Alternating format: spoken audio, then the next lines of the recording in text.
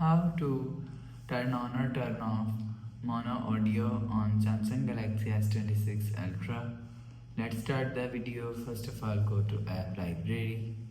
Here click on Settings app. Now in Setting, scroll down and click on Accessibility. After click on Accessibility, click on Hearing Enhancement. After click on hearing enhancement, scroll down and you will see mono audio is here. If you want to turn on mono audio, so turn on this button. After turn on this button, you will see mono audio is turned on.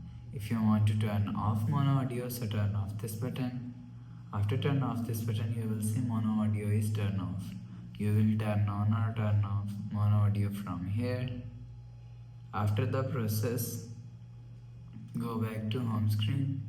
So that's how you can turn on or turn off mono audio on Samsung Galaxy S26 Ultra.